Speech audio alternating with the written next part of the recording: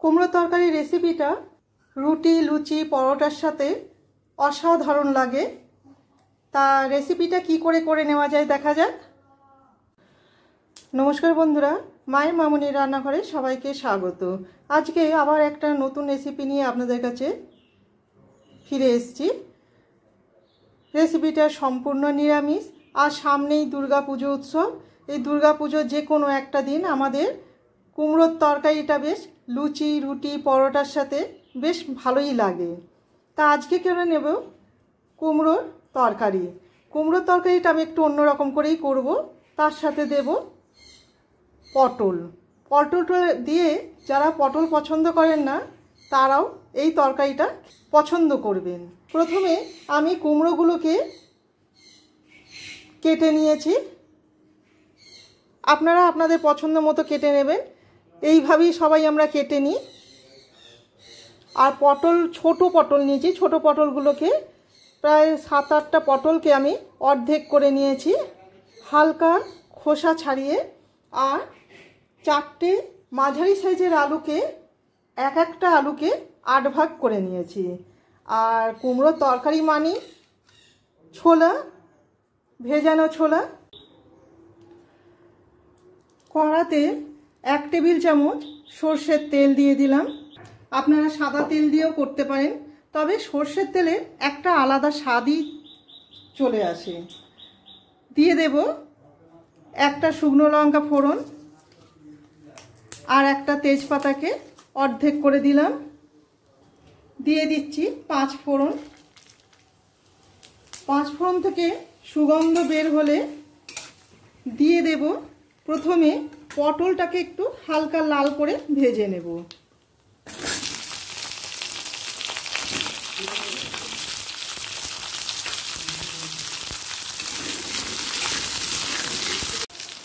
পটলটা হালকা লাল করে ভাজা হয়ে গেছে। এরপর দিয়ে দেব আলু।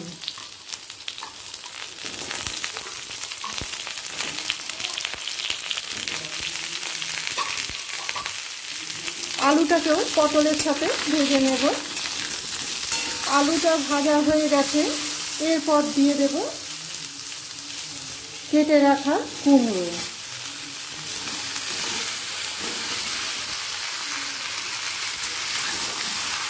কুমড়োটা আলু পটলের সাথে মিশিয়ে নেব।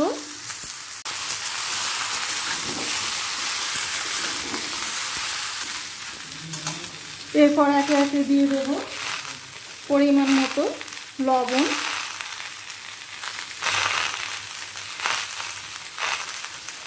আর দিচ্ছি 7 চামচ হলুদ গুঁড়ো।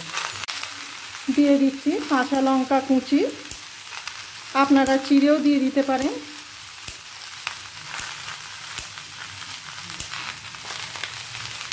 ভালো করে মিশিয়ে নেব।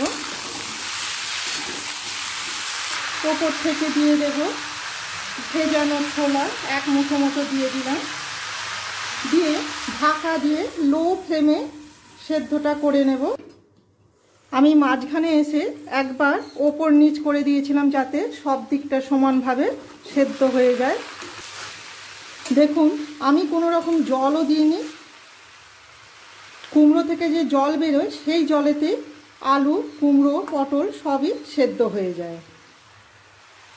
শুধু ধৈর্য ধরে একটু লো ফ্লেমে করতে হবে।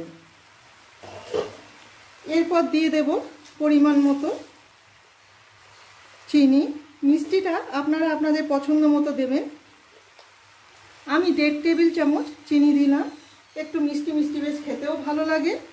আর দেব আদা বাটা। আপনারা লক্ষ্য করেছেন যে আমি প্রথমে আদাটা দিইনি। আদার গন্ধ আর স্বাদটা শেষে দিলে কি খুব সুন্দর বজায় থাকে, যার জন্য আদাটা আমি সবসময়তেই শেষের দিকে দিই। এবার গ্যাসের ফ্লেমটাকে বাড়িয়ে দেব, অর্থাৎ মিডিয়াম টু হাইয়ে করে দিচ্ছি। চিনি আর আদাটা ভালো করে মিশিয়ে নেব। দেখুন, খুব সুন্দর একটা গন্ধ ভেসে আসছে। ওপর থেকে দিয়ে দিলাম একটা কাঁচা লঙ্কা। এবার গ্যাসের ফ্লেমটাকে বন্ধ করে দিচ্ছি। ওপর থেকে দিয়ে দিচ্ছি ঘি। ঘিয়ের পরিমাণটা আপনারা আপনাদের পছন্দ মতো দেবেন। আমি 1 টেবিল চামচ ঘি দিলাম। দিয়ে দেব গরম মশলা গুঁড়ো আর ভাজা মশলার গুঁড়ো। ভাজা মশলাটা আমাদের প্রত্যেকেরই বাড়িতে থাকে মোটামুটি। ধনে, জিরে, শুকনো লঙ্কা, গোলমরিচ, গরম মশলা সব একসাথে শুকনো খোলায় ভেজে নিয়ে ঠান্ডা করে গুঁড়িয়ে নেওয়া। একবার মিশিয়ে নেব মশলাটা। ব্যাস রেডি কুমড়োর তরকারি। কুমড়োর তরকারি রেসিপিটা আপনাদের কেমন লাগলো অবশ্যই কমেন্ট করে জানাবেন। ভালো লেগে থাকলে একটা লাইক, শেয়ার আর সাবস্ক্রাইব করে রাখার অনুরোধ রইল। আমার চ্যানেলটাকে সাবস্ক্রাইব করে রাখলে পরের দেওয়া নতুন রেসিপিগুলি খুব সহজেই আপনাদের কাছে পৌঁছে যাবে। সবাই ভালো থাকবেন, ধন্যবাদ। এবার অন্য পাত্রে তুলে নেব।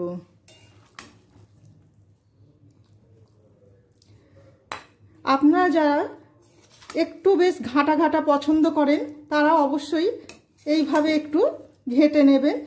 আর কুমড়ো করতে করতেই ঘেঁটে যায়, আলাদা করে আর ঘাঁটার কিছু থাকে না।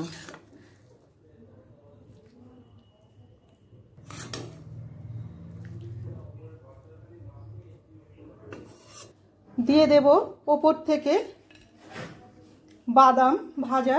আপনারা বাদামটা সল্টেড যে বাদাম পাওয়া যায় সেই বাদামও দিতে পারেন, আবার ঘরেতেও শুকনো খোলায় ভেজে নিয়েও বাদাম ছাড়িয়ে ওপরে খোসাটা ছাড়িয়ে এইভাবে দিতে পারেন।